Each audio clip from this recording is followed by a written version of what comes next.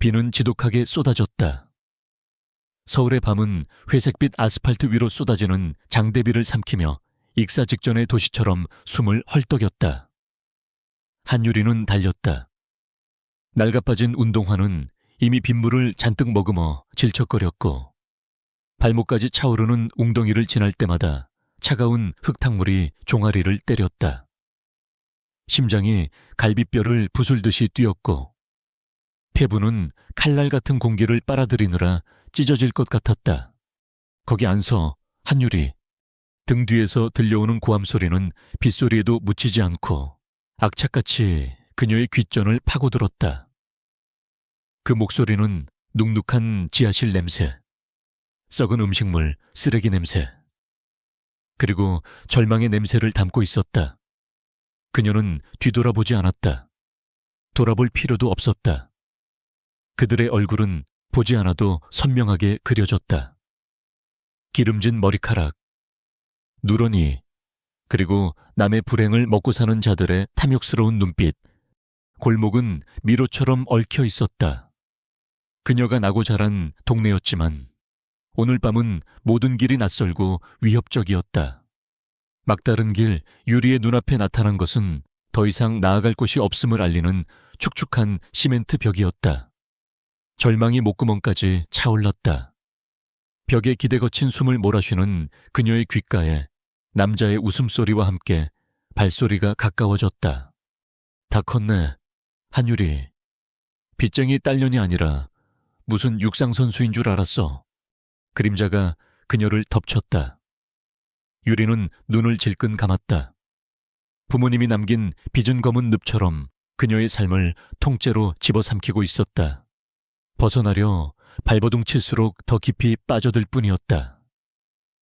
예술이라는 꿈은 사치였고 하루하루 버티는 것이 유일한 목표가 되었다. 하지만 버틴다는 것의 끝은 어디일까? 그 순간이었다.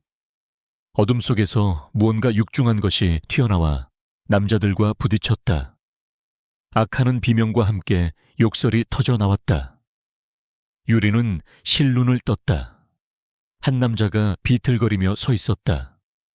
값비싼 원단으로 만든 것이 분명한 수트는 빗물에 젖어 엉망이었고 그는 마치 길을 잃은 거대한 맹수처럼 위태로워 보였다. 어떤 새끼야. 빚쟁이 중 한 명이 소리쳤지만 남자는 대답이 없었다. 대신 그는 휘청이며 유리가 있는 쪽으로 몇 걸음 다가왔다. 그리고는 힘없이 무너져 내렸다. 유리는 자기도 모르게 그를 부축했다. 뜨거웠다. 남자의 몸은 불덩이 같았고 거친 숨결에서는 알코올과 함께 무언가 이질적인 냄새가 났다. 그의 눈은 초점이 흐려져 있었고 무언가에 심하게 취해 있는 것이 분명했다. 이봐요. 괜찮아요. 그녀의 목소리에 남자는 희미하게 반응했다. 그는 고개를 들어 유리를 보았지만 그의 눈은 그녀를 보고 있는 것이 아니었다. 그는 과거의 망령을 혹은 지독한 악몽을 보고 있는 듯했다. 얘가지 마. 남자가 거의 들리지 않는 목소리로 속삭였다. 빚쟁이들이 다시 다가오는 소리가 들렸다. 유리의 머릿속에서 수만 가지 생각이 충돌했다. 이 남자를 버리고 도망칠 것인가? 아니면 그녀는 결심했다. 여기서 잡히면 모든 것이 끝이다. 이 남자가 누구인지는 모르지만 지금 그녀에게는 유일한 변수였다. 유리는 거의 정신을 잃은 남자를 끌다시피 부축해 막다른 골목의 한쪽 구석. 낡은 여인숙의 희미한 넌사인이 깜박이는 곳으로 향했다. 빚쟁이들이 욕설을 내뱉으며 쫓아왔지만 남자의 육중한 덩치 때문에 쉽사리 접근하지 못했다. 삐걱거리는 문을 열고 들어간 여인숙은 곰팡내와 소독약 냄새가 뒤섞여 코를 찔렀다. 주인은 텔레비전에 정신이 팔려 그들을 본체 만체했다. 유리는 주머니를 뒤져 꼬깃꼬깃한 지폐 몇 장을 꺼내 방 열쇠를 받았다. 방은 좁고 축축했다. 낡은 침대 하나와 작은 탁자가 전부였다. 유리는 남자를 침대 위에 거의 내던지듯 눕혔다. 그는 고통스러운 신음을 흘리며 몸을 뒤틀었다. 식은땀이 그의 이마와 목덜미를 적시고 있었다. 약에 취한 것이 분명했다. 그냥 두면 위험할 수도 있었다. 유리는 수건에 찬물을 적셔 그의 이마를 닦아주었다. 그녀의 손길이 닿자 남자는 잠시 잠잠해졌다. 그는 무의식 중에 그녀의 손목을 약하게 붙잡았다. 제발. 그의 애원은 누구를 향한 것이었을까? 유리는 잡힌 손목을 빼내려다 멈칫했다. 남자의 얼굴을 제대로 본 것은 그때가 처음이었다. 짙은 눈썹, 날카로운 콧날, 굳게 담은 입술. 고통 속에서도 그의 용모는 비현실적일 정도로 수려했다. 하지만 그의 얼굴에는 깊은 고독과 지울 수 없는 상처의 흔적이 새겨져 있었다. 유리는 잠시 동안 그에게서 자신과 비슷한 종류의 결랑을 봤다. 시간이 얼마나 흘렀을까? 남자의 상태는 점점 더 나빠졌다. 그는 열에 들떠 알아들을 수 없는 말을 중얼거렸고 그의 몸은 경련하듯 떨렸다. 이대로 두면 정말 큰일이 날 것 같았다. 병원에 데려갈 수도 없었다. 돈도 없었고 신분이 드러나면 빚쟁이들이 바로 쫓아올 것이다. 유리는 무력감에 휩싸였다. 그녀는 자신의 인생도 구하지 못하면서 이름도 모르는 남자를 걱정하고 있었다. 어차피 끝난 인생이었다. 부모님이 돌아가신 그날부터 그녀의 삶은 끝없는 추락이었다. 남자가 거친 숨을 몰아쉬며 그녀의 옷자락을 붙잡았다. 그의 눈은 애원하고 있었다. 살려달라는 무언의 외침이었다. 그 순간 유리의 머릿속에서 무언가 끊어졌다. 이성은 마비되었고 남은 것은 오직 생존에 대한 본능과 이 지긋지긋한 현실을 끝내고 싶다는 충동뿐이었다. 어쩌면 이것도 하나의 거래일지 모른다. 그녀의 남은 마지막 존엄과 이 남자의 목숨을 맞바꾸는 것. 그녀는 눈을 감았다. 창밖에서는 여전히 비가 내리고 있었다. 그녀의 삶처럼 끝없이. 다음 날 아침 희미한 햇살이 더러운 창문을 비집고 들어왔다. 유리는 삐걱거리는 침대에서 몸을 일으켰다. 온몸이 쑤시고 아팠다. 옆자리는 텅 비어 있었다.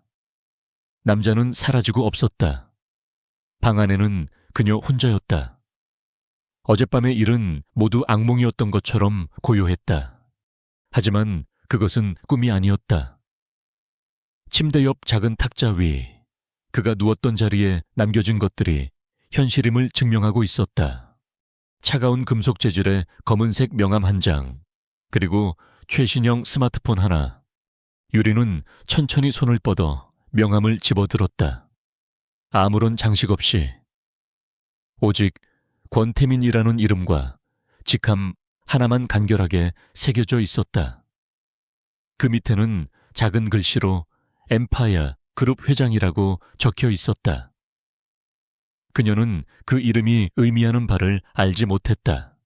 그녀는 명함을 내려놓고 스마트폰을 집어들었다. 전원을 켜자 배경화면도 잠금 장치도 없는 깨끗한 화면이 나타났다. 마치 주인을 기다렸다는 듯이 유리는 창가로 다가갔다. 비는 그쳤지만 세상은 여전히 잿빛이었다. 그녀는 자신의 망가진 몸과 마음을 내려다보았다. 어젯밤 그녀는 무언가를 잃었다. 아니, 팔아버렸다. 그리고 그 대가로 손에 쥔 것은 이 차가운 금속 명함과 전화기 하나였다. 구원이었을까? 아니면 더 깊은 나락으로 향하는 입구일까? 유리는 웃음이 나왔다. 텅 빈 방 안에서 그녀는 소리 없이 한참을 웃었다. 눈에서는 눈물이 흐르고 있었다. 일주일이 흘렀다. 시간은 상처를 치유하기는커녕 썩은 부위를 도려내지도 못한 채 어설프게 봉합해버리는 용이 와 같았다. 한유리의 시간은 그날 밤 곰팡내 나던 여인 숙방에 멈춰 있었다. 낮에는 여러 개의 아르바이트를 전전하며 쉴 새 없이 몸을 움직였다. 몸이 고되면 잡념이 사라질 거라 믿었지만 그것은 어리석은 착각이었다. 피곤에 지쳐 옥탑방의 좁은 침대에 쓰러지면 어김없이 그 밤의 기억이 눅눅한 이불처럼 온몸을 감싸왔다. 권태민 엠파이어 그룹 회장. 그 이름이 적힌 검은 명함과 최신형 스마트폰은 그녀의 낡은 서랍 깊숙한 곳에 처박혔다. 그것은 판도라의 상자였다. 열면 무엇이 튀어나올지 모르는, 아니, 어쩌면 그녀의 남은 삶을 통째로 집어삼킬 괴물이 들어있을지도 모르는. 그래서 그녀는 외면했다. 빚쟁이들의 협박 전화가 빗발치는 낡은 자신의 핸드폰만 붙들고 그 전화기는 없는 셈 쳤다. 그 밤은 그저 지독한 악몽이었을 뿐이라고 스스로에게 최면을 걸었다.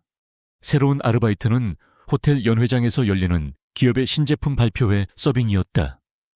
시급이 다른 곳보다 2배는 높았다. 유리는 돈이 필요했다. 단 하루의 망설임도 사치였다. 호텔 연회장은 다른 세상의 입구 같았다.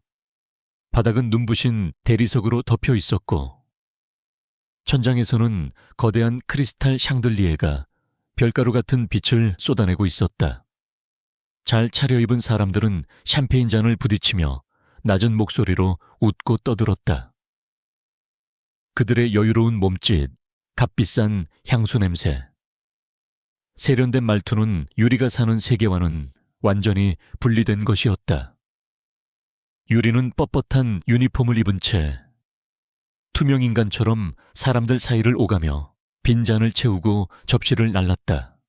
오늘 발표하는 엠파이어의 신기술 정말 대단하다던데. 권태민 회장이 직접 프레젠테이션을 한다고 하더군. 그가 공식 석상에 나서는 건 드문 일인데. 얼음 제왕 말인가. 그의 앞에서는 다들 숨도 제대로 못 쉰다지. 지나가는 사람들의 대화가 유리의 귓가를 스쳤다. 엠파이어, 권태민, 얼음 제왕, 익숙한 이름들이었지만 유리는 애써 의미를 부여하지 않았다. 세상에 동명이인은 많았고 그녀가 아는 권태민은 그저 하룻밤의 악몽 속에 등장하는 이름 없는 남자일 뿐이었다. 행사가 절정에 이르렀을 때 연회장의 모든 조명이 꺼지고 무대 위로 스포트라이트가 쏟아졌다. 사회자가 격앙된 목소리로 외쳤다. 혁신의 미래를 이끌어갈 주역, 엠파이어 그룹의 권태민 회장님을 큰 박수로 맞이해 주십시오. 유리는 무거운 쟁반을 든 채 무심코 무대를 쳐다보았다. 실루엣 하나가 무대 중앙으로 걸어 나왔다. 단상 앞에 선 그가 스포트라이트를 정면으로 받으며 고개를 들었을 때 유리의 세상은 그대로 멈췄다. 권태민, 어둠 속에서 고통에 신음하던 그 남자가, 비에 젖은 채 불덩이처럼 뜨거웠던 그 남자가 바로 저기 서 있었다. 완벽하게 재단된 다크 네이비 수트, 흐트러짐 하나 없는 머리, 그리고 모든 감정을 지워버린 듯한 차가운 얼굴. 그는 연회장 전체를 압도하는 위압적인 존재감을 뿜어내고 있었다. 어젯밤의 위태롭고 망가진 모습은 어디에도 없었다. 지금 그의 눈빛은 날카로운 칼날 같았고 그의 목소리는 수백 명의 사람들을 단숨에 집중시키는 힘을 가지고 있었다. 엠파이어가 꿈꾸는 미래는 기술이 인간을 지배하는 것이 아니라 인간의 삶에 완벽하게 스며드는 것입니다. 낮고 차분한 목소리가 마이크를 통해 울려 퍼졌다. 유리는 숨을 쉴 수가 없었다. 손에 들고 있던 쟁반이 파르르 떨렸다. 잔들이 부딪히며 내는 위태로운 소리에 정신이 번쩍 들었다. 그녀는 황급히 몸을 돌려 주방으로 향했다. 심장이 미친 듯이 날뛰었다. 어떻게, 왜 세상이 이렇게 좁을 수 있을까? 그녀가 필사적으로 지으려 했던 악몽의 주인이 저렇게 수많은 사람들의 존경과 선망을 받는 대기업의 회장이라니. 그는 과연 그 밤을 기억이나 할까? 아마 아닐 것이다.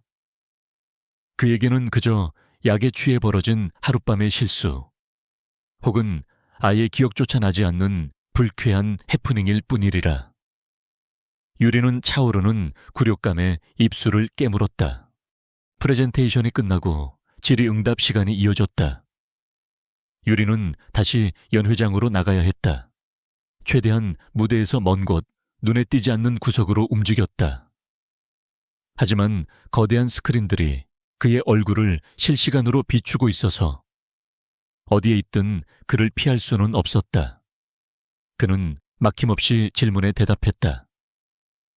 그의 모든 말과 행동에는 자신감이 넘쳤고 누구도 범접할 수 없는 권위가 느껴졌다. 그때였다. 끼익 하는 섬뜩한 금속 마찰음이 천장에서 들려왔다. 사람들의 시선이 모두 소리가 나는 곳으로 향했다. 무대 뒤편에 설치된 거대한 LED 스크린 중 하나가 위태롭게 흔들리고 있었다. 고정장치에 문제가 생긴 것 같았다. 위험합니다. 피하세요. 안전요원들이 소리쳤지만 사람들은 갑작스러운 상황에 우왕좌왕할 뿐이었다. 스크린은 하필이면 귀빈석에 앉아있던 나이. 지긋한 외국인 투자자의 머리 위에서 흔들리고 있었다. 그는 너무 놀라 자리에서 일어나지도 못하고 굳어 있었다. 모두가 공포에 질려 소리만 지르고 있을 때 유리의 몸이 먼저 반응했다. 빚쟁이들에게 쫓기며 골목길을 내달리던 그 감각, 위험을 본능적으로 감지하고 몸을 날리던 생존 본능이 그녀를 움직였다. 그녀는 들고 있던 쟁반을 바닥에 내팽개치고 사람들 사이를 비집고 달려나갔다. 그리고는 굳어있는 노인의 팔을 잡아끌며 소리쳤다. 비켜요. 야하 아바오일까요? 그녀가 노인을 데리고 겨우 두세 걸음 물러서는 순간 쾅 하는 굉음과 함께 스크린이 그들이 있던 자리로 추락했다. 대리석 바닥이 깨지고 파편이 사방으로 튀었다. 연 회장은 순식간에 아수라장이 되었다. 먼지와 사람들의 비명소리가 가라앉고 유리는 거친 숨을 몰아쉬며 주저앉았다. 그녀가 구해낸 노인은 충격에 빠져 멍하니 서 있었다. 주변이 소란스러웠지만 유리는 기이한 정적을 느꼈다. 강렬한 시선, 고개를 들자 무대 위에 서 있는 권태민과 눈이 마주쳤다. 수많은 사람들 너머로 그의 눈이 정확히 그녀를 향해 있었다. 그의 눈에는 놀라움도 고마움도 없었다. 대신 모든 것을 꿰뚫어 보는 듯 단 날카롭고 분석적인 시선이 있었다. 마치 흥미로운 곤충을 발견한 과학자처럼 혹은 예상치 못한 변수를 마주한 체스 선수처럼 그는 그녀를 기억해낸 것이 아니었다. 그는 그녀를 인지하고 있었다. 그 차가운 시선 앞에서 유리는 자신이 완전히 발가벗겨진 기분이었다. 유리는 자리에서 일어나 도망치듯 연 회장을 빠져나왔다. 더 이상 그곳에 머물 수 없었다. 직원 휴게실로 달려가 유니폼도 갈아입지 못한 채 자신의 가방을 들고 호텔 밖으로 뛰쳐나갔다. 옥탑방에 도착해서도 심장은 진정되지 않았다. 그의 마지막 눈빛이 머릿속에서 떠나지 않았다. 두려움이 온몸을 잠식했다. 그는 이제 그녀의 존재를 알게 되었다. 그가 만약 그 밤의 일을 문제 삼는다면, 그녀를 꽃뱀으로 몰아쓴다면 그녀에겐 아무런 힘도 백도 없었다. 유리는 서랍을 열어 그가 남긴 스마트폰을 꺼내 들었다. 당장이라도 한강에 던져버리고 싶었다. 이 불길한 물건만 없으면 다시 예전처럼 연결고리 없이 살아갈 수 있을지도 모른다. 그녀가 스마트폰을 꽉 쥔 채 갈등하고 있을 때였다. 갑자기 손 안에서 진동이 울렸다. 그리고 화면이 밝아지며 낯선 벨소리가 정적을 깨고 울려 퍼졌다. 발신자는 없었다. 오직 초록색 통화 버튼과 빨간색 종료 버튼만이 깜박이고 있었다. 유리는 숨을 멈췄다. 받지 않으면 그만이다. 이대로 끊어지게 두면 된다. 하지만 벨소리는 집요하게 울리며 그녀를 재촉했다. 마치 그녀가 받을 것을 알고 있다는 듯이. 결국 유리는 떨리는 손가락으로 초록색 버튼을 눌렀다. 수화기 너머로 아무 소리도 들리지 않았다. 유리가 침묵을 견디지 못하고 여보세요 라고 말하려는 순간 낮고 차가운 목소리가 먼저 흘러나왔다. 내가 보낸 주소로 와. 어떠한 감정도 실려있지 않은 거부할 수 없는 명령이었다. 지금 당장. 택시는 한유리가 사는 잿빛 동네를 벗어나자마자 다른 세계로 질주했다. 낡고 낮은 건물들은 순식간에 사라지고 그 자리를 하늘을 찌를 듯한 유리와 강철의 마천루들이 대신했다. 강남. 대한민국의 부와 욕망이 응축된 심장부. 유리는 차창 밖으로 스쳐 지나가는 현란한 넌사인과 명품 매장들을 멍하니 바라보았다. 마치 더러운 웅덩이를 헤엄쳐 나온 생쥐가 화려한 궁전에 초대받은 듯한 이질감이었다. 문자 메시지로 도착한 주소는 최고급 주상복합 아파트의 이름이었다. 택시가 로비 앞에 멈추자 제복을 입은 직원이 달려와 문을 열어주었다. 유리가 내리자 그는 그녀의 허름한 옷차림을 위아래로 훑어보았지만 노골적인 경멸 대신 완벽하게 훈련된 무표정을 유지했다. 권태민 회장님께서 기다리십니다. 그는 유리를 개인 엘리베이터로 안내했다.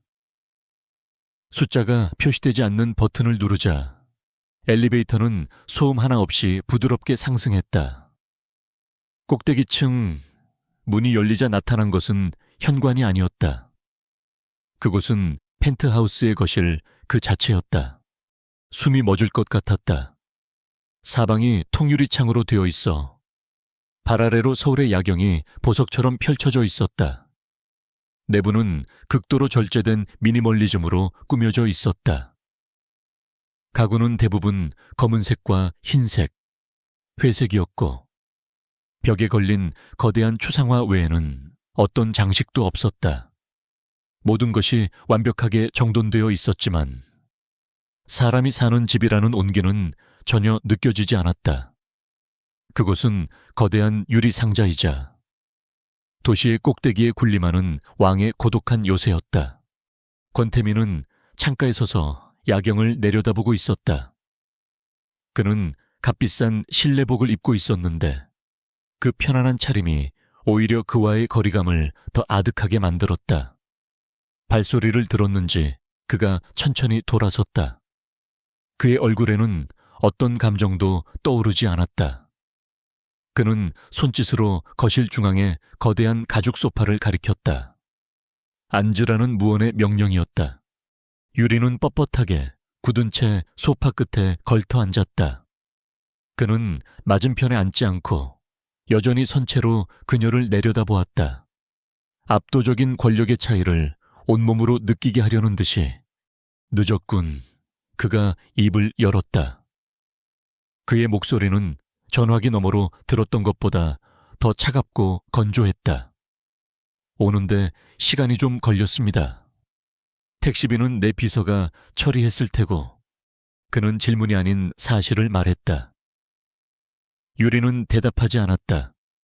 그는 테이블 위에 있던 서류철 하나를 들어 올렸다. 한유리, 24살, 무남동녀. 부모님은 5년 전 교통사고로 사망. 현재 서울예술대학 조소과 휴학 중. 그는 무미건조한 목소리로 그녀의 인생을 읊었다. 유리의 심장이 차갑게 가라앉았다. 그가 그녀에 대해 전부 조사했다는 사실이 소름 끼쳤다. 부모님이 남긴 빚은 약 2억 원.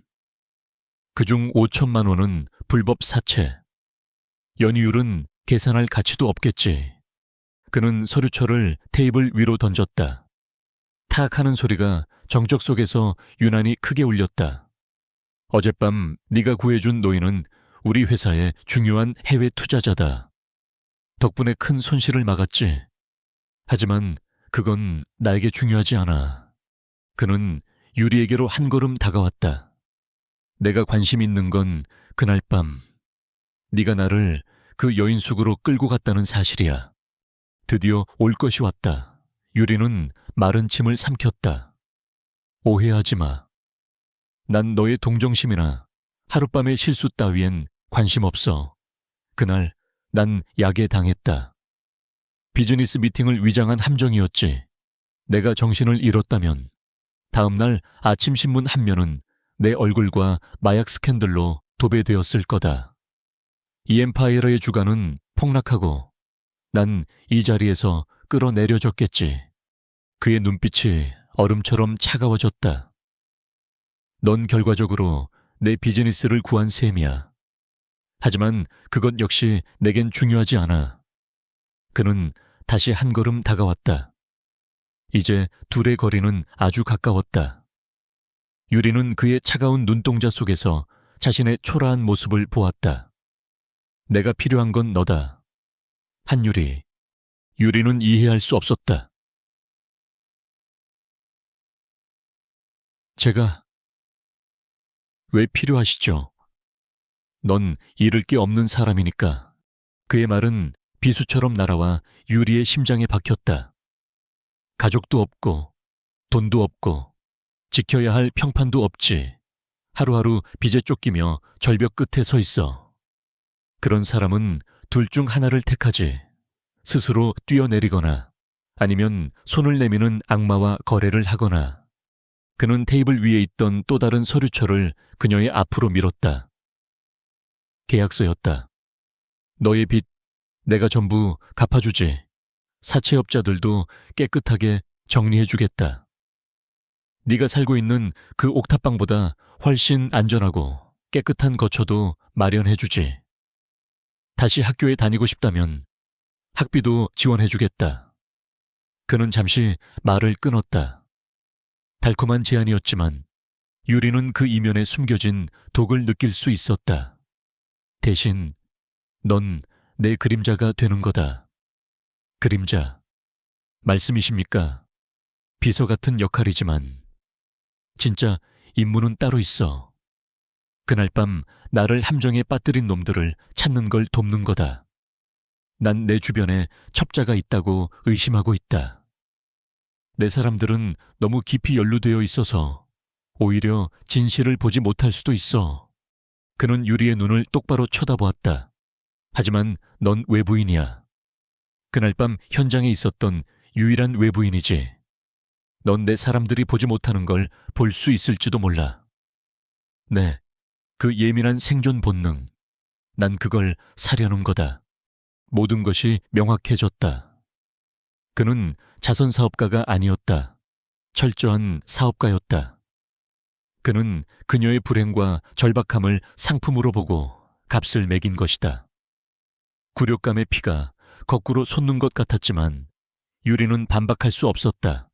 그의 말은 모두 사실이었으니까. 제가 거절하면요. 그럼 넌 이 문을 나서는 순간 다시 빚쟁이들에게 쫓기는 신세가 되겠지. 난 오늘 내 앞에 나타났던 그놈들에게 전화 한 통만 하면 된다. 네가 어디 사는지, 어디서 일하는지 전부. 그럼 그들은 어떻게 나올까? 그것은 명백한 협박이었다. 유리는 선택의 여지가 없었다. 처음부터 그랬다. 그녀는 떨리는 손으로 계약서를 넘겨보았다. 수많은 조항들이 있었지만 핵심은 하나였다. 을 한유리은 계약 기간 동안 갑 권태민의 지시에 절대적으로 복종하며 갑의 안전을 위협하는 모든 요소에 대해 인지하는 즉시 보고할 의무를 가진다. 계약과 관련하여 알게 된 모든 사실에 대해 절대적인 비밀 유지 의무를 지닌다. 이것은 고용계약서가 아니라 사실상의 주종계약서였다. 유리는 고개를 들어 그를 보았다. 한 가지 묻고 싶은 게 있습니다. 뭐지? 제가 그들을 찾아내면 어떻게 하실 거죠? 그녀의 질문에 권태민의 입가에 처음으로 희미한 미소가 떠올랐다. 하지만 그것은 기쁨의 표현이 아니었다. 지독히도 차갑고 잔인한 포식자의 미소였다. 원금과 이자 둘 다 톡톡히 갚게 해줘야지. 그의 대답을 듣는 순간 유리는 결심했다. 이 남자는 자신만큼이나 혹은 자신보다 더한 지옥 속에서 살고 있었다. 복수라는 불길 속에서 어차피 그녀의 삶이 이미 지옥이라면 차라리 더 뜨거운 불길 속으로 뛰어드는 편이 나을지도 모른다. 적어도 이곳에는 그녀를 위협하는 빚쟁이들은 없으니까. 그녀는 대답했다. 목소리는 놀랍도록 차분했다. 하겠습니다. 그렇게 차가운 서약이 맺어졌다. 도시의 야경이 내려다보는 고독한 요새 안에서 두 개의 상처 입은 영혼이 위험한 거래를 시작했다. 한유리의 삶은 하루아침에 바뀌었다. 그녀가 새로 옮긴 거처는 강북의 옥탑방이 아닌 한강이 내려다보이는 최신식 오피스텔이었다. 권태민이 안전가옥이라 부르는 곳이었다. 내부는 고급 호텔처럼 모든 것이 갖춰져 있었지만 텅 비어 있었다. 그곳은 집이 아니라 잘 꾸며진 감옥이었다. 빚이라는 현실의 감옥에서 벗어났지만 이제는 권태민이라는 보이지 않는 감옥에 갇힌 셈이었다. 다음 날부터 그녀의 훈련이 시작되었다. 유리는 회장 비서실 소속 인턴이라는 임시 직함을 달고 이엠파이라 그룹 본사로 출근했다. 그녀의 책상은 회장실 입구 바로 옆에 있었고 덕분에 그녀는 하루아침에 전 직원의 호기심과 경계 그리고 질투의 대상이 되었다. 하지만 권태민은 그녀에게 비서 업무를 가르치지 않았다. 그는 퇴근 후 자신의 펜트하우스로 유리를 불렀다. 그리고는 수십 명의 얼굴이 담긴 사진과 프로필을 던져주었다. 엠파이어, 그룹의 임원들, 경쟁사 대표들, 정계와 재계의 주요 인사들이었다. 1시간 주지, 외워. 그의 명령은 간결하고 무자비했다. 유리는 필사적으로 이름과 얼굴, 직함과 특징을 외워야 했다. 1시간 뒤, 그는 무작위로 사진을 보여주며 질문을 던졌다. 이름은 박상진 상무입니다. 특징은 오른손에 결혼 반지를 끼지 않았고 시계는 1억 원이 넘는 파텍 필립 제품입니다. 야망이 강하고 현재 그룹 내에서 회장님의 가장 강력한 경쟁 파벌에 속해 있습니다. 권태민은 아무 말 없이 다음 사진으로 넘어갔다. 칭찬도 지적도 없었다. 그는 유리를 시험하고 조련하고 있었다. 그는 그녀의 날 것 그대로의 생존 본능을 자신의 세계에서 통용될 수 있는 날카로운 무기로 재련하고 있었다. 그는 그녀에게 사람을 관찰하는 법, 말 속에 숨겨진 의도를 파악하는 법, 그리고 가장 중요하게는 침묵하는 법을 가르쳤다. 유리는 회의실 구석에 그림자처럼 앉아있는 일이 잦았다. 그곳에서 그녀는 얼음 제왕의 진짜 모습을 목격했다. 권태민은 사냥터에 나선 포식자와 같았다. 그는 부드러운 목소리로 상대의 허점을 파고들었고 예리한 논리로 숨통을 조였으며 결정적인 순간에는 한치의 망설임도 없이 급소를 물어뜯었다. 실적이 부진한 계열사 사장을 수많은 임원들 앞에서 해고했고 비리를 저지른 임원의 모든 것을 빼앗아 나락으로 떨어뜨렸다. 그에게 자비란 없었다. 유리는 깨달았다. 이 남자는 선악을 구분하지 않는다. 오직 유능과 무능, 내 편과 내 편이 아닌 자로 세상을 나눌 뿐이었다. 그를 적으로 돌린다는 것이 얼마나 끔찍한 일인지 그녀는 온몸으로 실감했다. 그리고 자신은 지금 그런 남자의 가장 가까운 곳에 서 있었다. 어느 날 밤 권태민은 자선 경매 행사에 유리를 데리고 갔다. 화려한 드레스와 턱시도를 입은 사람들 사이에서 유리는 검은색 원피스를 입은 채 조용히 그의 뒤를 따랐다. 오늘 밤 내 임무는 듣고 보는 것이다. 내가 누구와 대화하는지, 그들의 표정이 어떤지, 사소한 몸짓 하나까지 놓치지 마. 그것은 그가 내린 유일한 지시였다. 권태민은 수많은 사람들에게 둘러싸여 있었다. 그는 가면을 쓴 채 완벽한 비즈니스맨을 연기했다. 유리는 조금 떨어진 곳에서 샴페인 잔을 든 채 그의 지시대로 모든 것을 눈에 담았다. 사람들의 가식적인 웃음, 탐욕스러운 눈빛, 은밀하게 오가는 시선들, 화려했지만 역겨운 위선자들의 소굴이었다. 그녀의 예술가적 감수성은 오히려 이런 곳에서 더 예민하게 작동했다. 그녀는 사람들의 표정 뒤에 숨겨진 미세한 감정의 균열을 읽어내고 있었다. 그때 한 무리의 사람들이 권태민에게 다가왔다. 그 중심에는 최진혁 부회장이 있었다. 그는 권태민의 아버지 때부터 회사를 지켜온 원로이자 현재 그룹 내에서 가장 영향력 있는 인물 중 한 명이었다. 그는 늘 인자한 미소로 권태민을 대하며 그의 든든한 조력자를 자처했다. 회장님, 오늘 정말 멋지십니다. 아버님께서 살아계셨다면 정말 자랑스러워 하셨을 겁니다.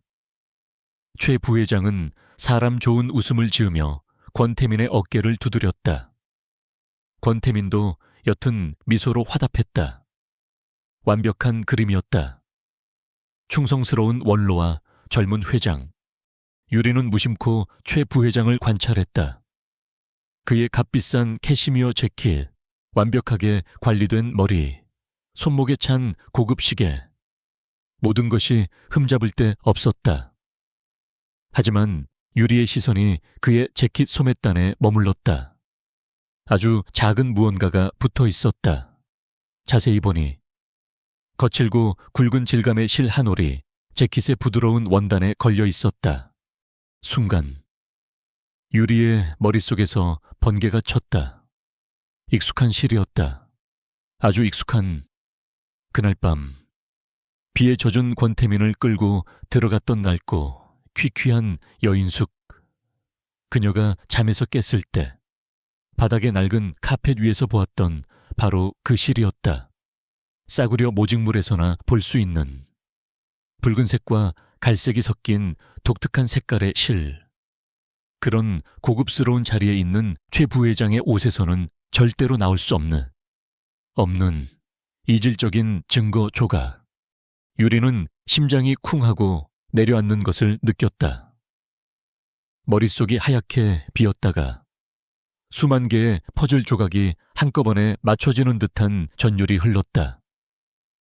최진혁 부회장. 늘 권태민의 곁에서 아버지처럼 행세하던 남자.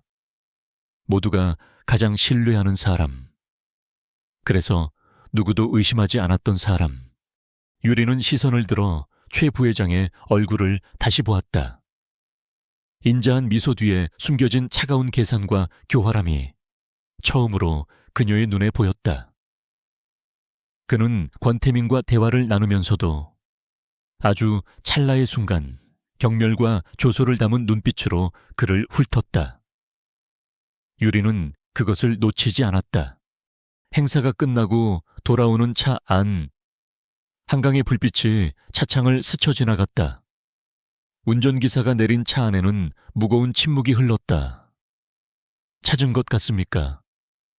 먼저 침묵을 깬 것은 유리가 아닌 권태민이었다. 그는 묻지 않았다. 확신하고 있었다.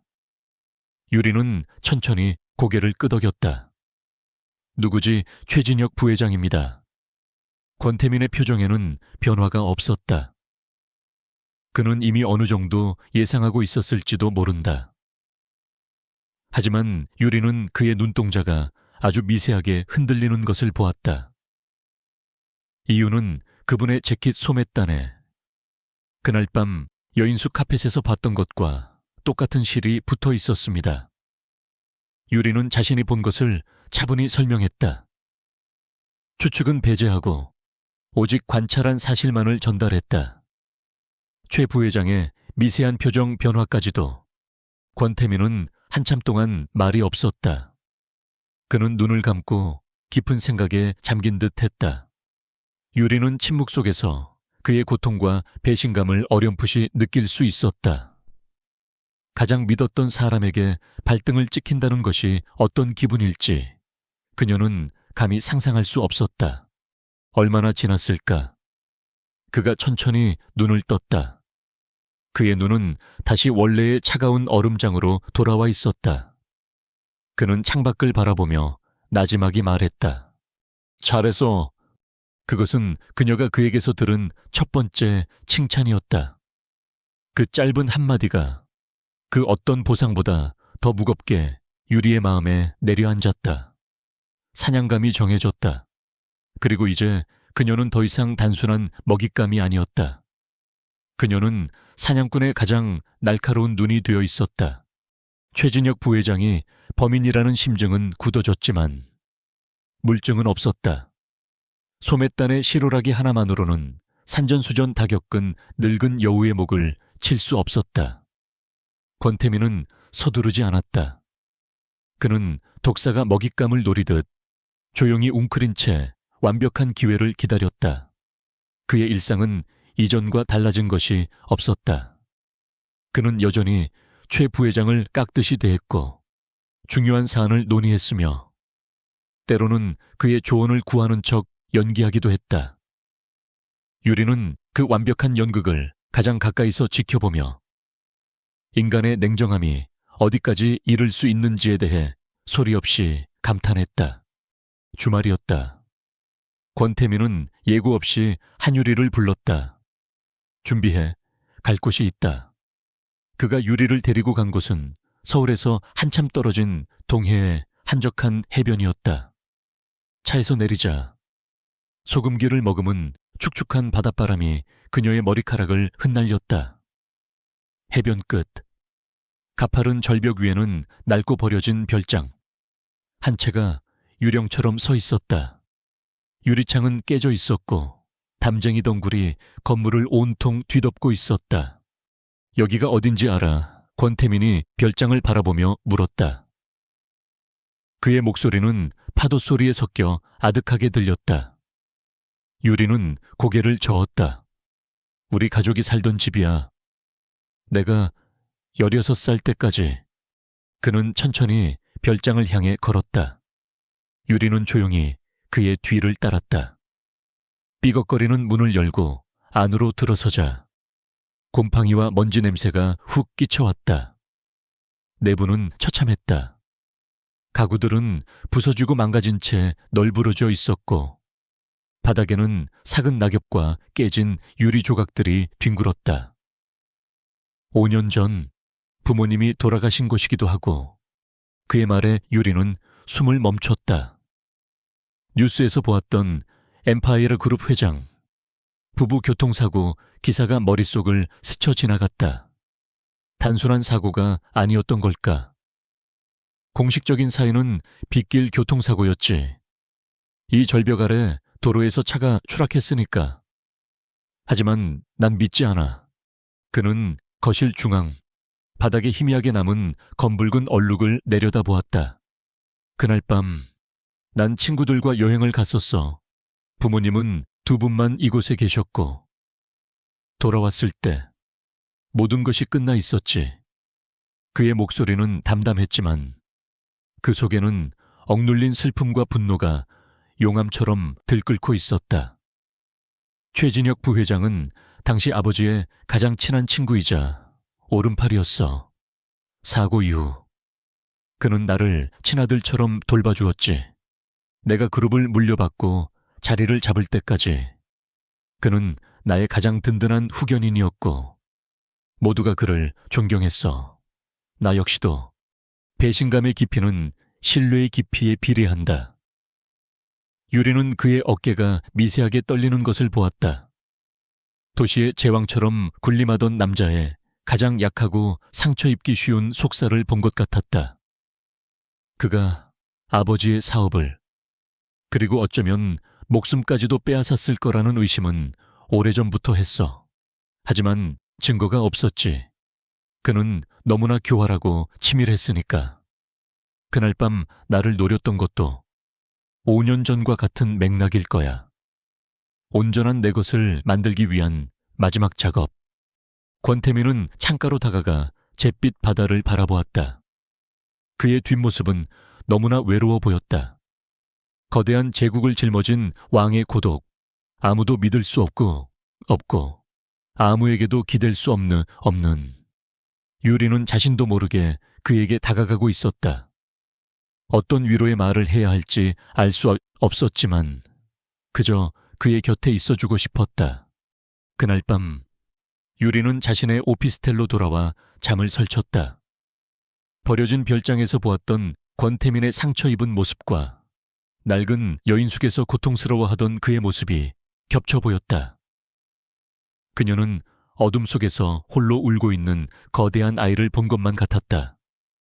그녀의 마음속에서 연민과 혼란스러움이 뒤엉켰다. 이것은 계약 관계일 뿐이라고.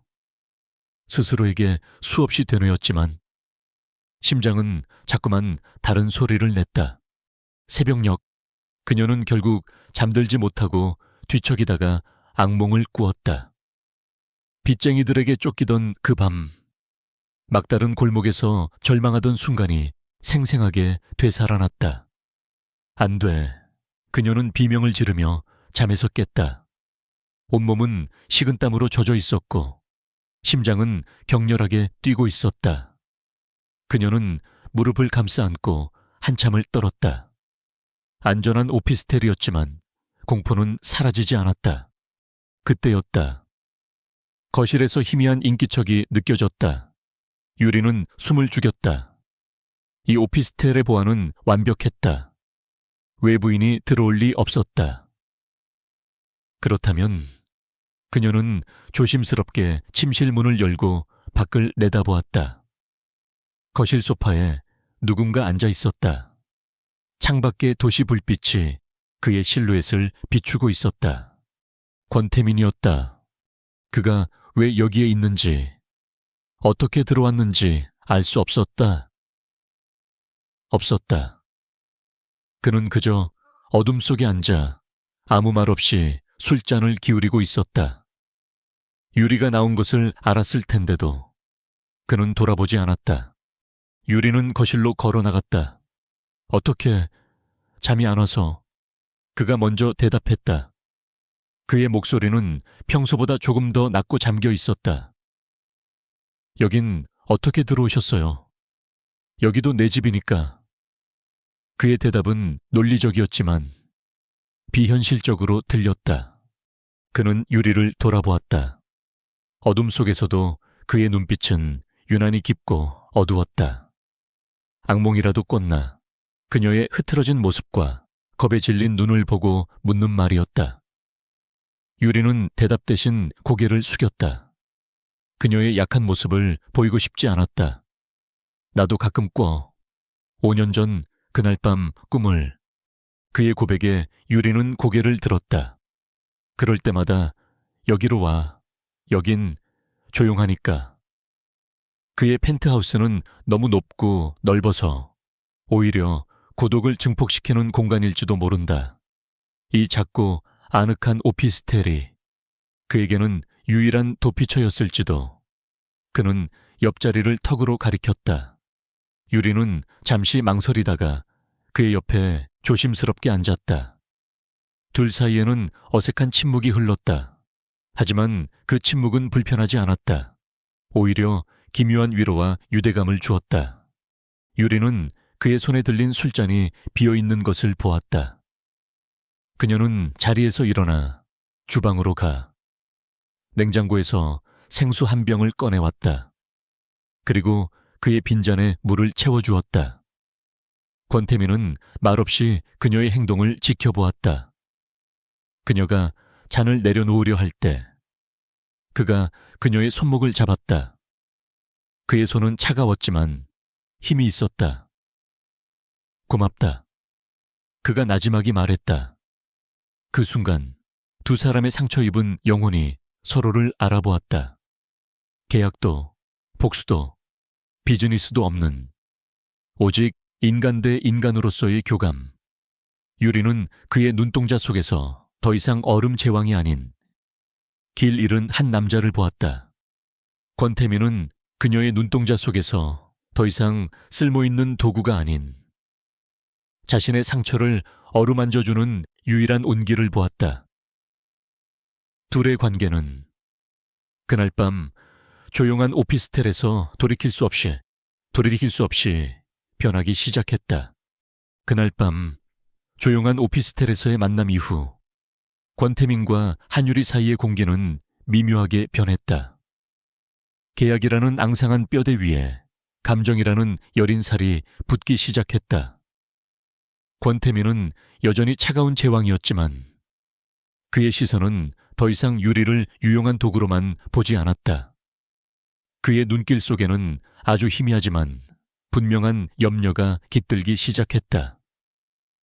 유리는 그의 지시에 따르면서도 그의 고독한 그림자를 언뜻언뜻 발견하곤 했다. 그녀는 자신이 그 그림자에 온기를 불어넣어주고 싶어하는 마음을 애써 외면해야 했다. 최진혁 부회장은 늙고 교활한 뱀이었다. 그는 권태민의 주변 공기가 바뀐 것을 본능적으로 감지했다. 특히 갑자기 나타나 권태민의 그림자처럼 붙어 다니는 한유리라는 존재가 그의 신경을 곤두서게 했다. 그는 유리를 권태민의 새로운 여자 혹은 약점이라고 판단했다. 뱀은 사냥감의 가장 약한 부위를 먼저 무는 법이다. 그는 권태민을 흔들기 위해 이 성가신 파리를 먼저 치워버리기로 결심했다. 어느 평일 오후였다. 권태민은 유리에게 간단한 심부름을 지시했다. 자회사 중 하나에 가서 중요한 서류를 직접 받아오라는 것이었다. 늘 그렇듯 회사의 수행 기사가 운전하는 차가 배정되었다. 다녀오겠습니다. 유리가 회장실을 나서려 할 때 권태민이 불쑥 말했다. 도착하면 바로 연락해. 평소와 다른 짓이었다. 유리는 잠시 의아했지만 고개를 끄덕이고 밖으로 나섰다. 차는 부드럽게 서울 도심을 빠져나갔다. 유리는 차창 밖 풍경을 보며 잠시 생각에 잠겼다. 그녀의 삶은 이제 돌이킬 수 없는 강을 건넜다. 이 위험한 남자의 곁을 떠날 수도, 그렇다고 온전히 그의 세계에 속할 수도 없는 경계인. 그녀는 이 줄타기의 끝이 어디일지 가늠할 수 없었다. 차가 내부 순환도로에 진입해 속도를 높일 때였다. 앞차와의 간격이 좁혀지자 운전기사가 브레이크를 밟았다. 하지만 차의 속도는 줄어들지 않았다. 운전기사의 입에서 당황한 소리가 터져 나왔다. 그는 다시 한번 브레이크를 깊게 밟았다. 페달은 스펀지처럼 쑥 들어갈 뿐 아무런 저항이 없었다. 이럴 수가. 운전기사의 얼굴이 하얗게 질렸다. 브레이크가 듣지 않습니다. 그 말을 듣는 순간 유리의 등골을 타고 차가운 공포가 흘렀다. 차는 통제를 잃은 채 가속도가 붙어 앞으로 질주하기 시작했다. 주변 차들이 경적을 울리며 황급히 비켜섰다. 운전기사는 필사적으로 핸들을 조작하며 다른 차와의 충돌을 피하려 애썼지만 내리막길에 접어들자 속도는 더욱 걷잡을 수 없이 빨라졌다. 꽉 잡아요. 운전기사가 소리쳤다. 유리는 안전벨트를 부여잡고 몸을 웅크렸다. 눈앞의 모든 것들이 쏜살같이 스쳐 지나갔다. 죽음의 공포가 목구멍까지 차올랐다. 부모님이 돌아가셨던 그 교통사고의 기억이 섬광처럼 머릿속을 스쳤다. 이렇게 허무하게 끝나는 건가? 그때였다. 옆 차선에서 검은색 세단 한 대가 미친 듯이 달려와 그들의 차와 나란히 달리기 시작했다. 유리는 자기도 모르게 옆을 보았다. 운전석에 앉아있는 사람은 권태민이었다. 그의 얼굴은 분노로 하얗게 굳어 있었다. 그는 유리를 향해 무어라 소리쳤지만 바람 소리에 묻혀 들리지 않았다. 그는 핸들을 격렬하게 조작하며 자신의 차로 유리가 탄 차의 옆면을 여러 차례 들이받았다. 쾅쾅, 굉음과 함께 차체가 격렬하게 흔들렸다. 유리는 그의 의도를 깨달았다. 그는 차를 억지로 도로 방호벽 쪽으로 밀어붙여 속도를 줄이려는 것이었다. 그것은 자칫하면 두 대 모두 전복될 수 있는 위험천만한 도박이었다. 끼익 마침내 유리가 탄 차의 옆면이 방호벽에 긁히며 불꽃을 튀겼다. 끔찍한 마찰음과 함께 차의 속도가 급격히 줄어들었다. 그리고 마침내 쿵하는 마지막 충격과 함께 차는 멈춰 섰다. 충격으로 에어백이 터져 나왔다. 잠시 동안 세상의 모든 소리가 사라졌다. 화약 냄새와 타이어 타는 냄새가 코를 찔렀다. 유리는 멍한 상태로 주저앉아 있었다. 그때 조수석 문이 거칠게 열렸다. 권태민이었다. 그의 얼굴은 창백했고 턱은 분노로 단단히 맞물려 있었다. 그는 정신을 잃은 운전기사는 거들떠보지도 않고 유리의 안전벨트를 풀어 그녀를 밖으로 끌어냈다. 괜찮아. 어디 다친 데 없어. 그가 유리의 어깨를 붙잡고 흔들며 물었다. 그의 목소리는 심하게 떨리고 있었다. 유리는 너무 놀라 아무 대답도 할 수 없었다. 그저 고개만 저을 뿐이었다. 그녀가 무사하다는 것을 확인한 순간 권태민의 눈빛이 흔들렸다. 그가 필사적으로 억눌러 왔던 감정에 댐이 무너져 내렸다. 그는 거칠게 유리를 자신의 품으로 끌어당겼다. 그리고는 그녀의 입술을 찾았다. 그것은 낭만적인 키스가 아니었다.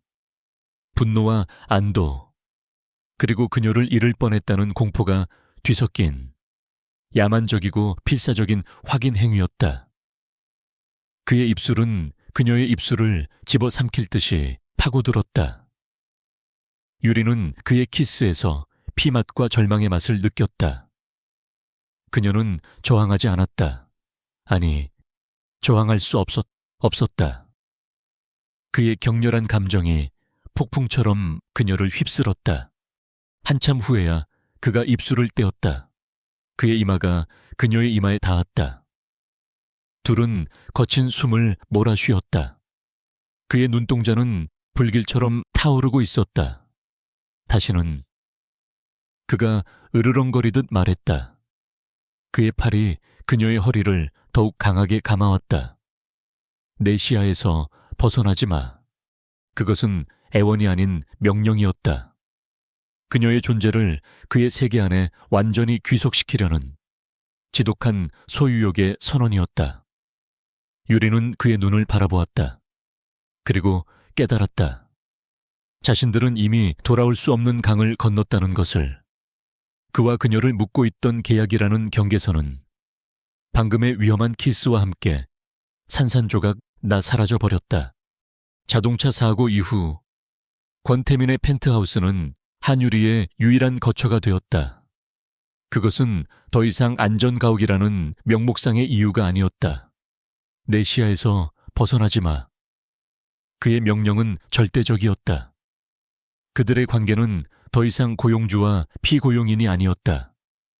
함께 죽음의 문턱을 넘은 전우 혹은 위태로운 공범자였다. 권태민은 이전보다 더 과묵해졌지만 그의 시선은 항상 유리를 향해 있었다. 그녀가 서류를 검토할 때도 창밖을 볼 때도 그는 그림자처럼 그녀의 존재를 확인했다. 그 집요한 시선은 때로는 숨 막혔지만 이상하게도 안정감을 주었다. 최진혁을 향한 방역은 조용하고 신속하게 준비되었다. 유리를 제거하려 했던 시도는 최진혁이 남긴 치명적인 실수였다. 그는 권태민의 영린을 건드린 것이다. 그는 자신이 완벽하다고 믿지. 그래서 흔적을 남기지 않았을 거야. 하지만 그 완벽함이 오히려 틈을 만들지. 권태민은 관련 자료들을 모두 테이블 위에 펼쳐놓았다. 최진혁의 수십 년간의 기록, 재산, 인맥, 모든 것이었다. 엠파이어의 최고 정보팀이 분석한 자료였지만 결정적인 증거는 없었다. 유리는 밤새도록 서류 더미에 파묻혔다. 그녀는 기업 분석가처럼 재무제표나 통화 내역을 보지 않았다. 대신 그녀는 화가가 스케치하듯 인물 관계도를 그려나갔다. 선과 선으로 연결된 사람들, 그들의 관계 속에 숨겨진 균열을 찾으려 애썼다. 그러다 그녀의 눈에 아주 사소한 정보 하나가 들어왔다. 최진혁의 처남. 사업 실패로 신용불량자가 되어 지방에 숨어 산다고 알려진 인물이었다. 그런데 그의 주소지 근처에 그의 아들 명의로 된 작은 자동차 정비소가 하나 있었다. 이 정비소, 유리가 중얼거렸다. 권태민이 그녀의 옆으로 다가왔다. 왜 그러지? 제가 그날 가야 했던 자회사 건물에서 불과 10분 거리예요. 순간 권태민의 눈빛이 날카롭게 빛났다. 기업 정보팀은 거물들의 움직임만 쫓느라 이런 사소하고 일상적인 연결고리는 놓친 것이다. 하지만 길거리의 위험에 익숙한 유리의 눈에는 그것이 보였다. 가장 허술하고 값싼 방식으로 범죄를 실행할 수 있는 완벽한 루트. 다음은 권태민의 시간이었다. 그는 뱀의 굴을 정확히 찾아냈다. 최진혁 처남의 아들, 즉 조카는 도박 빚에 시달리고 있었고 최진혁은 그 빚을 대신 갚아주는 대가로 그를 이용한 것이었다. 권태민의 사람들이 정비사를 덮쳤을 때 그는 모든 것을 자백했다. 최진혁이 자동차에 손을 대라고 지시한 통화 녹음 파일까지 순순히 넘겼다. 완벽한 증거였다. 이제 덫을 놓을 시간이었다. 권태민은 최진혁에게 긴급 이사회가 소집되었다며 외부에 한적한 별장으로 그를 불렀다. 극비 투자 안건이라는 미끼를 던졌다. 최진혁은 아무런 의심 없이 약속 장소로 향했다. 별장의 응접실. 최진혁은 여유로운 미소로 권태민을 맞았다. 회장님, 이렇게 은밀한 곳까지 부르신 걸 보니 정말 대단한 안건인가 봅니다. 그렇습니다. 부회장님, 제국의 미래가 걸린 안건이지요. 권태민은 맞은편 소파에 앉으며 대답했다. 그의 목소리는 차가웠다. 유리는 벽난로 옆 그림자 속에 조용히 서 있었다. 최진혁은 유리를 보고 잠시 미간을 찌푸렸지만 대수롭지 않게 여겼다. 그래서 어떤 내용입니까? 권태민은 대답 대신 테이블 위에 태블릿을 그에게 밀었다. 태블릿 화면에는 정비소에서 울며 자백하는 그의 조카 영상이 재생되고 있었다. 최진혁의 얼굴에서 순식간에 미소가 사라졌다. 이게 무슨... 당신 조카의 연기력이 꽤 뛰어나더군요. 부회장님, 하지만 역시 진짜 배우는 당신이었어. 수십 년 동안이나 제 아버지와 저를 완벽하게 속여왔으니 최진혁의 얼굴 근육이 파르르 떨렸다. 그는 상황을 파악하려 애썼다. 오해입니다. 회장님, 누군가 나를 모함하려는... 모함. 권태민이 그의 말을 잘랐다. 그는 주머니에서 작은 녹음기를 꺼내 테이블 위에 올렸다. 삼촌, 정말 이것만 하면 제 빚 다 해결해 주시는 거죠, 사람. 죽을 수도 있는 일인데. 쓸데없는 소리 마. 그냥 브레이크만 고장내면 돼. 죽든 말든 그년 운명이겠지. 최진혁의 목소리. 명백한 그의 목소리였다. 모든 것이 끝났다. 최진혁의 인자한 가면이 산산조각 났다. 그 자리에는 탐욕과 질투, 그리고 증오로 일그러진 배신자의 민낯만이 남아 있었다. 그는 더 이상 변명하지 않았다. 대신 그는 광기 어린 웃음을 터뜨렸다. 하하하. 결국 이렇게 되는군.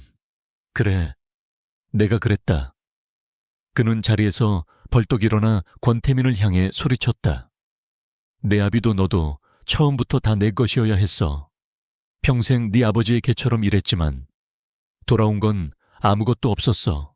항상 나를 친구라고 부르면서. 속으로는 무시하고 경계했지. 이 엠파이어는 내 피와 땀으로 세워진 회사인데 고작 핏줄이라는 이유만으로 내 놈이 모든 걸 차지하는 꼴을 어떻게 보라는 거냐. 그의 증오에 찬 절규가 응접시를 울렸다. 5년 전에도 마찬가지였어. 내 아비는 내게서 회사를 빼앗으려 했어. 그래서 먼저 손을 쓴 것뿐이다. 단순한 사고로 위장하는 건 아주 쉬운 일이었지. 그리고 너까지 치워버리면 모든 게 완벽했는데. 저 계집애 때문에 그의 악의에 찬 눈이 유리를 향했다. 모든 게 저 더러운 계집애 하나 때문에 망쳤어. 모든 퍼즐이 맞춰졌다. 5년간 권태민을 괴롭혔던 악몽의 실체가 지옥의 아귀처럼 입을 벌렸다. 그 순간 응접실 문이 열리며 권태민의 경호원들이 들이닥쳤다. 최진혁은 발악하며 끌려나갔다. 그의 저주 섞인 고함 소리가 멀어지고 응접실에는 다시 무거운 침묵이 내려앉았다. 모든 것이 끝난 그 방에서 권태민은 소파에 주저앉았다. 그는 미동도 없이 허공을 응시했다.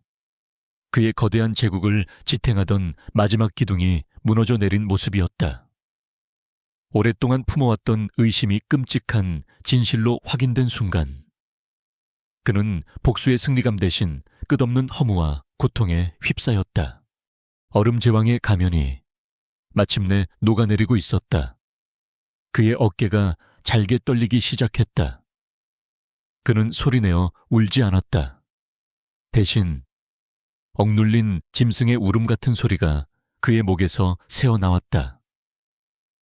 그의 눈에서 눈물 한 방울이 흘러내려 손등 위로 떨어졌다. 한유리는 아무 말 없이 다가가 그의 앞에 섰다. 그리고는 조용히 무릎을 꿇고 떨고 있는 그의 손을 자신의 두 손으로 감싸 쥐었다. 그녀는 어떤 위로의 말도 하지 않았다. 지금 그에게 필요한 것은 말이 아니었다. 그녀는 그의 손을 끌어당겨 자신의 어깨에 기댈 수 있도록 했다. 권태민은 잠시 저항하는 듯했지만 이내 모든 힘을 풀고 그녀의 어깨에 이마를 기댔다. 그의 거대한 몸이 아이처럼 그녀에게 의지해왔다. 그의 뜨거운 눈물이 유리의 어깨를 적셨다. 유리는 조용히 그의 등을 토닥였다. 그의 거대한 제국 속에서, 수많은 사람들 속에서 그가 기댈 수 있는 유일한 사람이 바로 그녀였다. 계약으로 시작된 인연은 이제 서로의 가장 깊은 상처를 보듬는 운명이 되어 있었다. 최진혁이 사라진 세상은 고요했지만 그 고요함은 평화가 아닌 폐허의 정막이었다. 엠파이어 그룹은 리더십의 공백과 내부 배신자의 소식으로 거대한 폭풍에 휩싸였다. 그러나 권태민의 펜트하우스 안은 폭풍의 눈처럼 모든 것이 멈춰 있었다. 권태민은 살아있는 유령 같았다. 그는 며칠 동안 방에서 나오지 않았고 음식에도 손을 대지 않았으며 쏟아지는 업무 보고 전화도 받지 않았다. 그는 자신의 세계 안에 스스로를 가두고 배신이 남긴 상처의 잿더미 속에서 서서히 부서져 내리고 있었다. 직원들은 어쩔 줄 몰라 발만 동동 굴렀다. 오직 한유리만이 묵묵히 그의 곁을 지켰다. 그녀는 그의 방문을 두드리지 않았다. 대신 그녀는 매일 아침 따뜻한 죽을 끓여 문 앞에 놓아두었다. 그가 잠들지 못하는 밤에는 거실 소파에 조용히 앉아 책을 읽거나 스케치를 하며 그와 같은 공간의 공기를 나누었다. 그녀의 존재는 소리 없는 위로였다. 억지로 문을 열려고 하지 않고 그가 스스로 나올 때까지 곁을 지키겠다는 무언의 약속이었다. 며칠이 지난 어느 날 밤, 마침내 그가 방문을 열고 나왔다. 그는 며칠 사이에 수척해져 있었고 눈은 깊게 패어 있었다. 그는 유령처럼 거실을 가로질러 통유리창 앞에 섰다.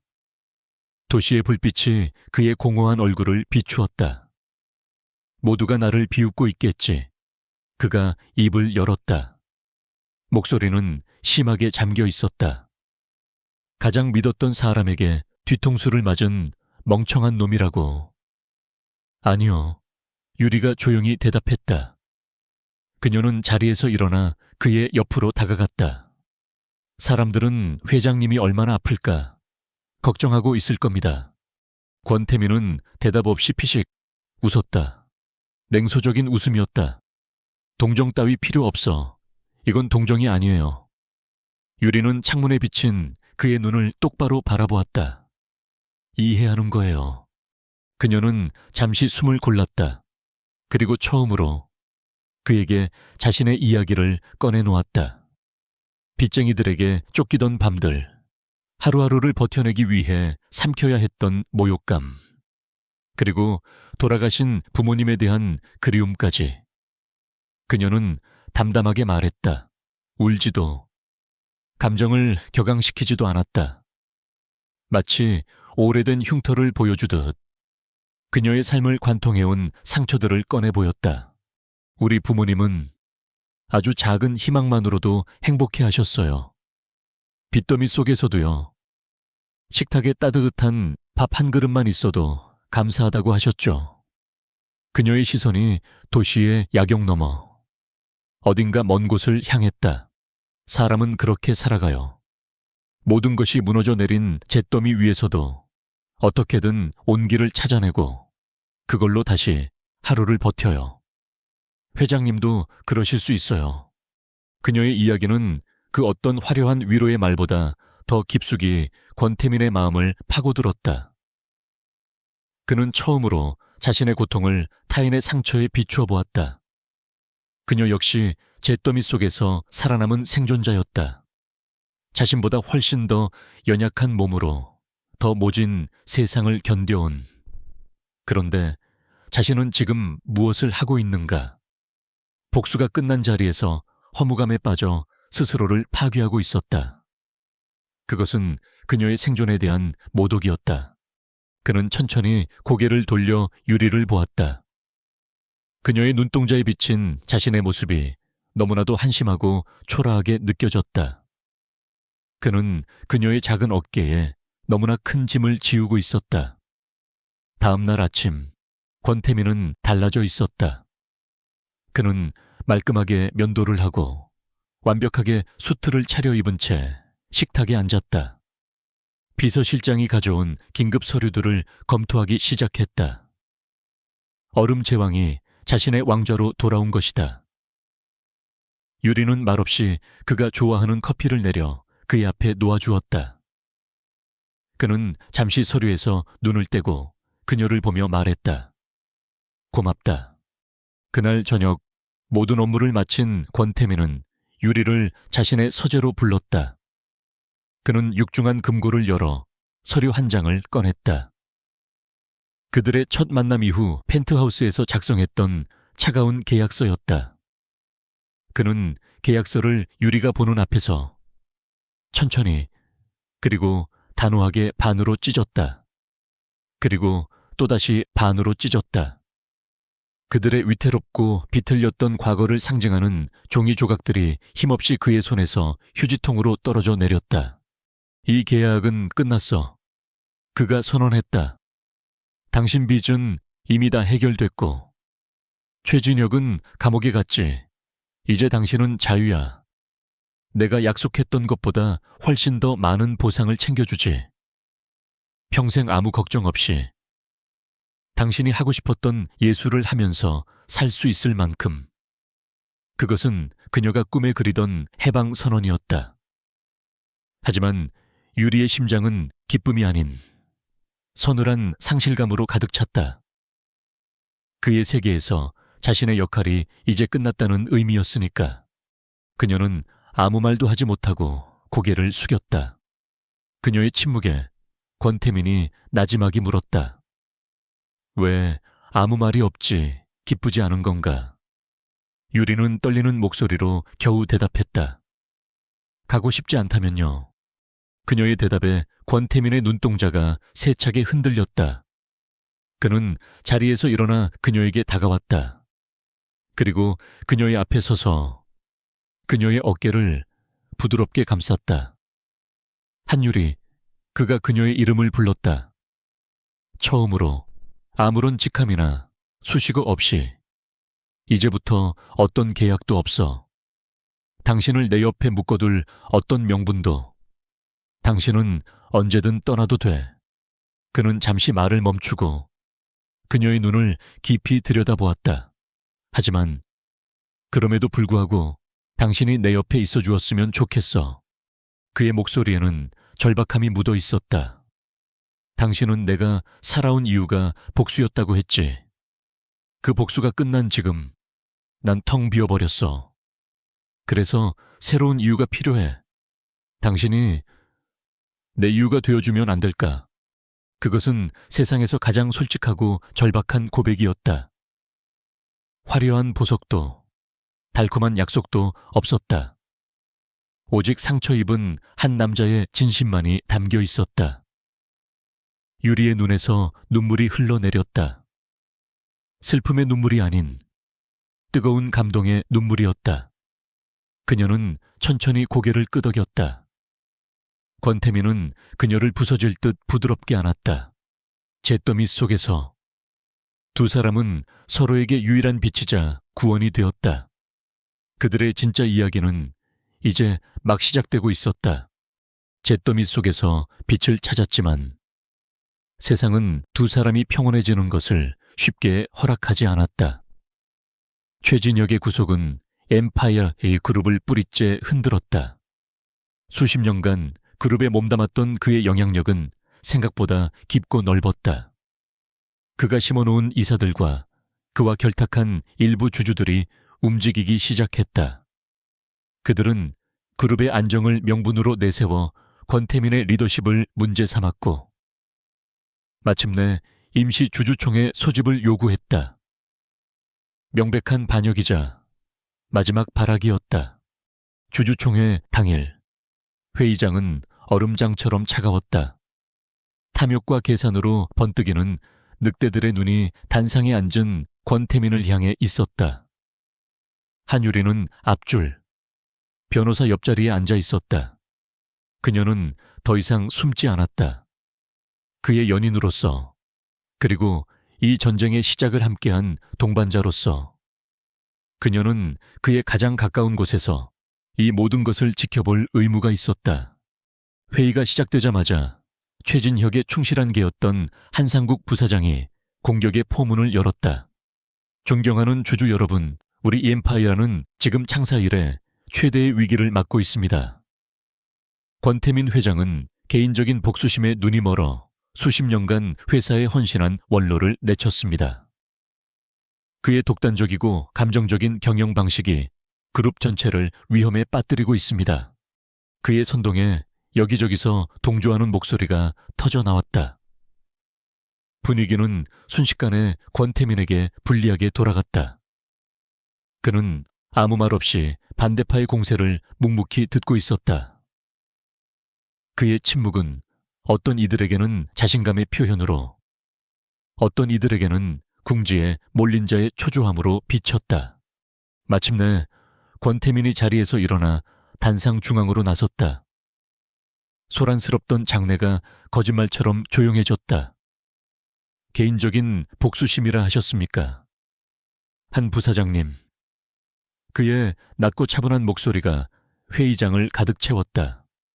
그렇다면 묻겠습니다. 회사의 법인카드로 수십억을 횡령하고 불법 비자금을 조성한 것이 원로의 헌신입니까? 회사의 핵심 기술을 경쟁사에 팔아넘기려 한 것이 그룹을 위한 충전기였습니까? 그가 손짓하자 거대한 스크린에 최진혁의 모든 비리, 증거 자료들이 띄워졌다. 차명 계좌 내역, 밀회 녹취록, 검찰 조사에서 확보된 명백한 증거들이었다.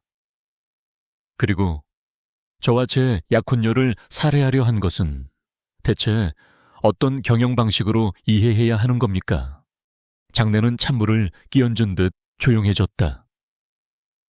약혼녀라는 단어에 수많은 시선이 일제히 유리에게로 향했다. 유리는 허리를 꼿꼿이 세운 채 그 모든 시선을 담담히 받아냈다. 한상국 부사장의 얼굴이 붉게 달아올랐다. 그것은 모두 조작된 증거일 수 있습니다. 최 부회장님은 평생 그런 분이... 그렇습니까? 권태민은 그의 말을 자르며 품에서 작은 디지털 음성 녹음기 하나를 꺼내 들었다. 여기 돌아가신 제 아버님이자 선대 회장님께서 남기신 유품이 하나 있습니다. 그분은 생전의 개인적인 기록들을 음성 파일로 남기는 습관이 있으셨죠. 이건 그중 마지막 파일입니다.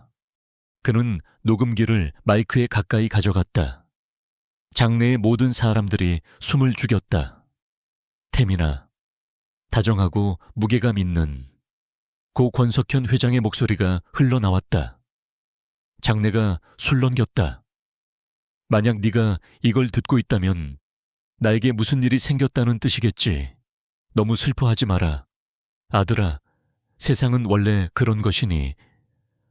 선대 회장의 목소리는 잠시 멎었다가 깊은 한숨과 함께 이어졌다. 최근 들어 나는 내가 평생 친구라 믿었던 사람을 의심하기 시작했다. 회사의 돈이 이상한 곳으로 새어나가고 있고 그 끝에 최진혁 부회장이 있어 그에게 몇 번 경고했지만 그는 그저 웃어넘길 뿐이더구나. 그의 웃음이 왜 그렇게 섬뜩하게 느껴지는지 모르겠다. 부디 조심해라. 최진혁 부회장을. 그리고 회사를 지켜다오. 아들아, 음성 파일이 끝나자 회의장은 완전한 침묵에 휩싸였다. 그것은 단순한 증거가 아니었다. 그것은 창업주의 유언이자 아들에게 남기는 피 묻은 경고였다. 최진혁 파벌의 마지막 명분과 정당성은 공중으로 산산이 흩어졌다. 한상국 부사장은 얼굴이 잿빛이 되어 자리에 주저앉았다. 게임은 끝났다. 완벽한 체크메이트였다. 권태민은 잠시 눈을 감고 아버지를 기리는 듯했다. 다시 눈을 떴을 때 그의 눈빛은 그 어느 때보다 단단하고 결연했다.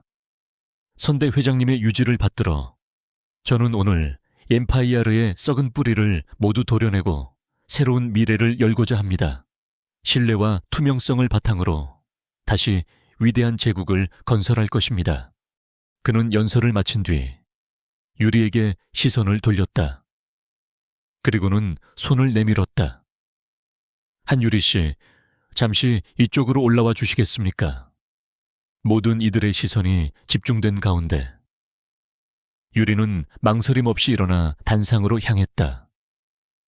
권태민은 그녀의 손을 잡고 자신의 옆에 세웠다.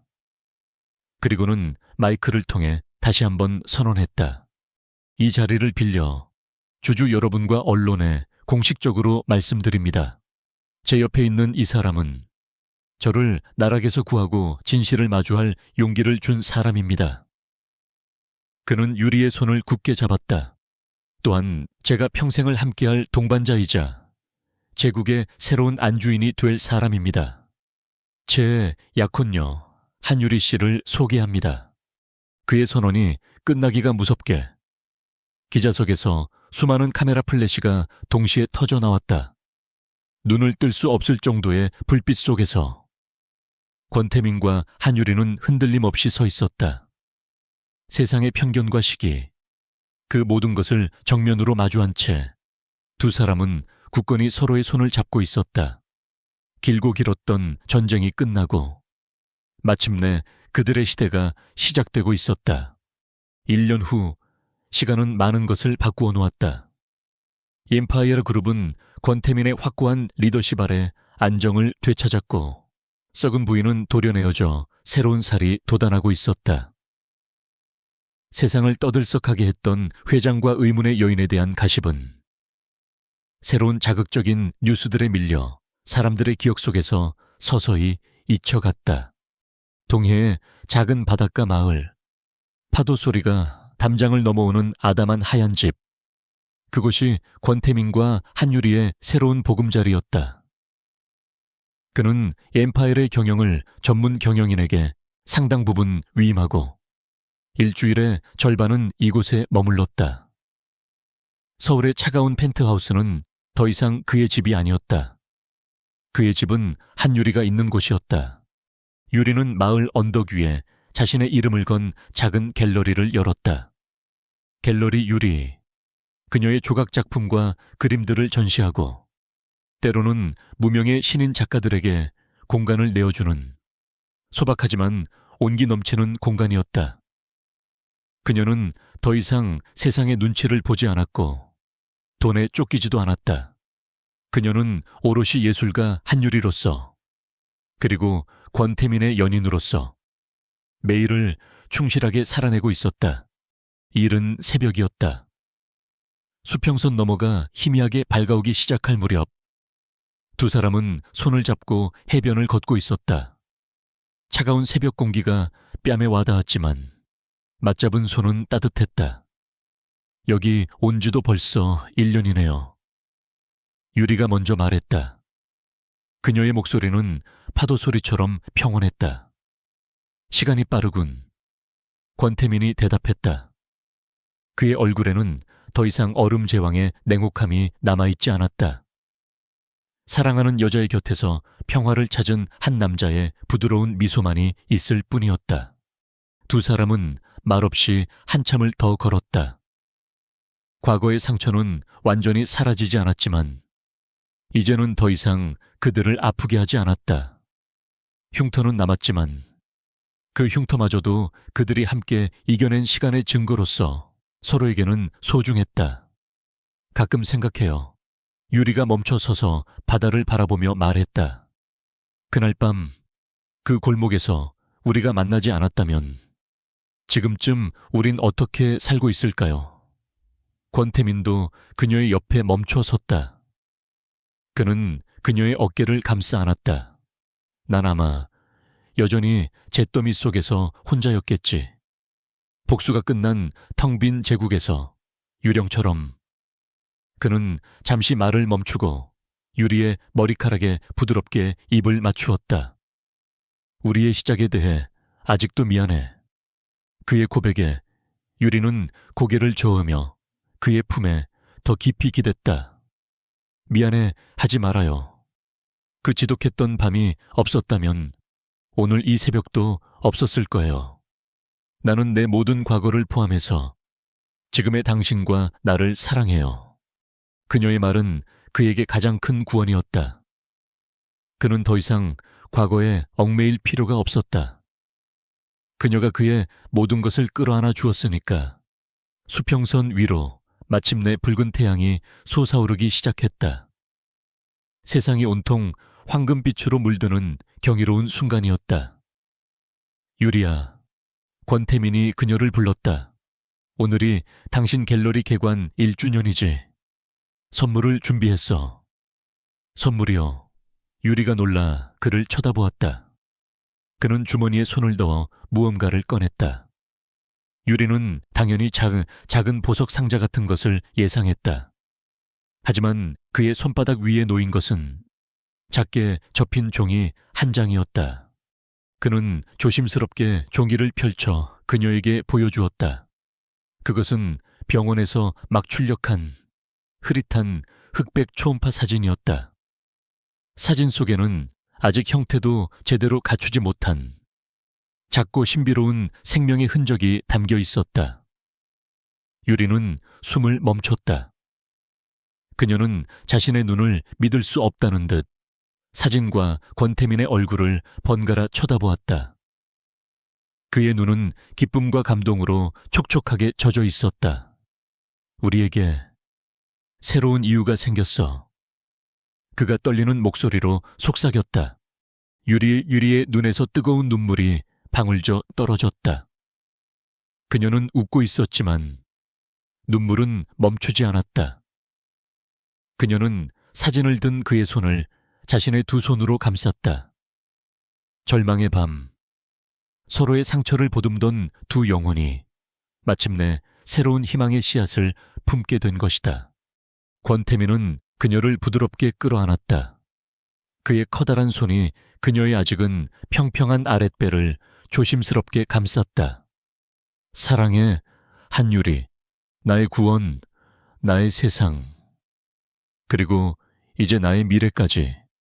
두 사람은 떠오르는 태양을 바라보며 한참 동안 서로를 안고 있었다. 잿빛 도시의 어둡고 축축한 골목에서 시작되었던 그들의 비틀린 이야기는 이제 막 떠오르는 찬란한 태양 아래에서 세상에서 가장 아름다운 동화로 다시 쓰이고 있었다. 그것은 오직 두 사람만이 아는 기적 같은 그들만의 새벽이었다.